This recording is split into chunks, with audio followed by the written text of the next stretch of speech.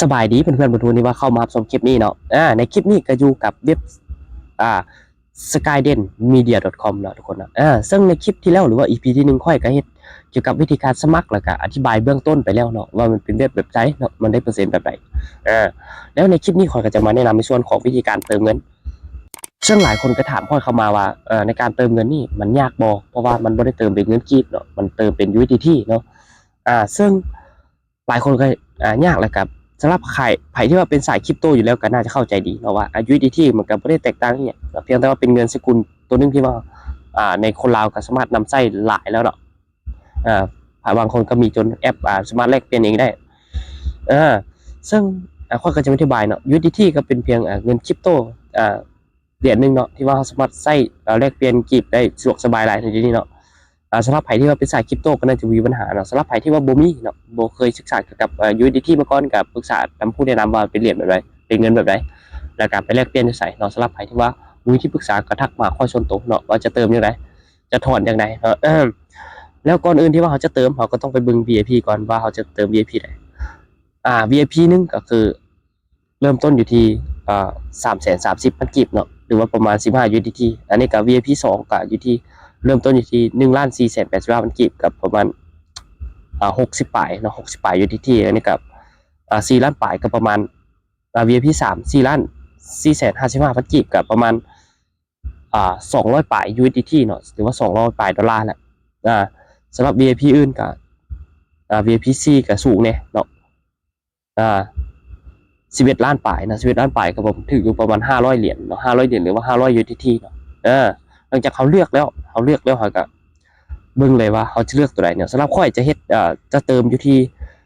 VIP 2เนาะก็คือ1,485,000กีบเนาะโอเคหลังจากนั้นเขาก็1,485,000เนาะเขาก็จื้อเอา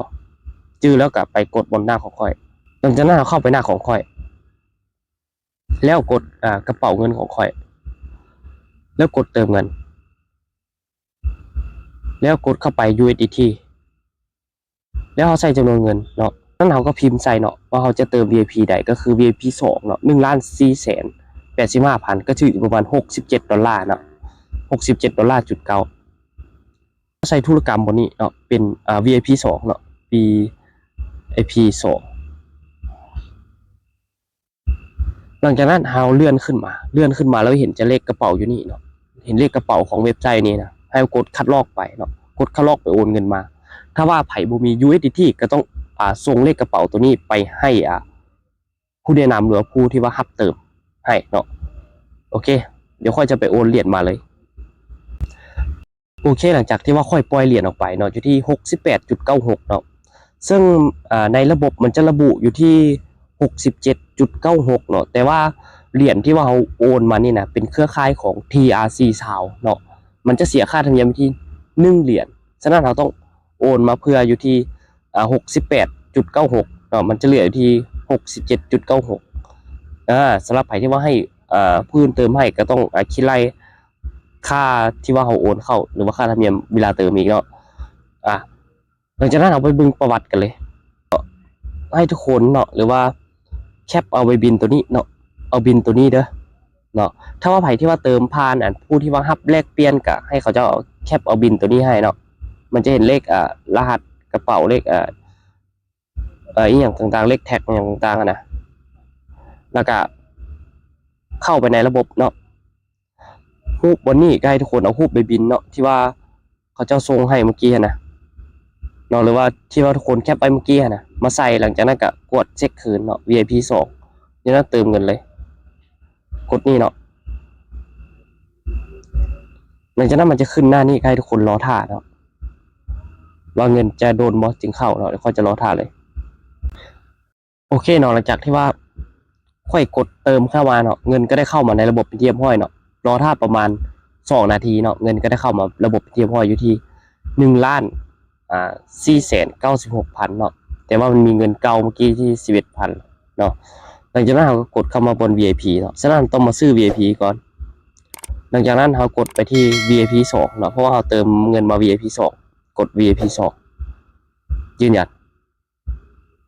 มันจะขึ้นแล้วเงินของเราจะหายไปเนาะเพราะว่า เงินตัวนี้เขาเอาไปซื้อ VIP แล้วเงินต้นทุนก็คือบ่สามารถถอนออกได้เนาะทุกคนเนาะมันถอนออกได้แต่ว่าต้องครบ365วันหรือว่า1ปีเนาะแต่ว่าระยะการคืนทุนที่ว่าเขาจะได้คืนนั่นน่ะถ้าว่าเขาเก็บกำไรไปทุกๆมื้อแม่นอยู่ที่30มื้อจะได้คืนเนาะแล้วบัดก็ให้ทุกคนมาอ่านเบิ่งเนาะสำหรับ VIP 2เนาะเพียงแต่ท่านมีเงินในระบบ1,400,000กีบท่านสามารถปฏิบัติงาน12งานต่อมื้อและคณะกรรมการแม่นงานหนึ่งแม่นจะได้ 4,125 กีบเนาะท่านสามารถสร้างรายได้49,500 ต่อมื้อเนาะท่านภายใน30วันท่านจะได้คืนเนาะก็คือค่อยจะได้เงินอยู่ที่49,500 กีบต่อมื้อเนาะให้ทุกคนมาอ่านเบิ่งบอลกำไรเด้อเนาะถ้าว่า VIP 1ก็ให้ทุกคนมาอ่านเบิ่ง VIP 1จะได้อยู่ที่มื้อละ 11,000 เนาะสำหรับ VIP 3แม่นจะได้มื้อละ148,000 VIP 4แม่นจะได้มื้อละ396,000 เนาะให้ทุกคนมาอ่านเบิ่งบนกำไรนี่เนาะคือค่อยเฮ็ดฟรีแล้วเนาะคือค่อยเฮ็ดฟรีแล้วเฮ็ดฟรี4ครั้งแล้วค่อยเติมเงินเข้ามาอีกเป็น VIP 2มันจะได้เฮ็ดอีก8ครั้งเด้อเนาะแล้วค่อยจะเฮ็ดให้เบิ่งจากงานนึงกดเพลย์หลังจากครบ10วิแล้วมันจะหยุดเองเนาะหลังจากกดส่งเลยก็แล้วไปเนาะแล้วมันจะตัดยอดไปเหลือเท่านี้เนาะก็คือเงินของค่อยจาก 11,000 กีบมันจะเพิ่มขึ้นเด้อเนาะจาก 11,000 มันจะเพิ่มขึ้นเป็น 15,000 เนาะแสดงว่าเขาเติมเข้ามาแล้วสามารถเฮ็ดต่อได้เลยเนาะถ้าว่าเป็น VIP 2ขึ้นไปเนาะเพราะว่าเฮ็ดฟรีมีแต่4ครั้งเลยก็คือจะมีประมาณ3นี้เนาะสำหรับการเติมเงินเข้ามาเนาะ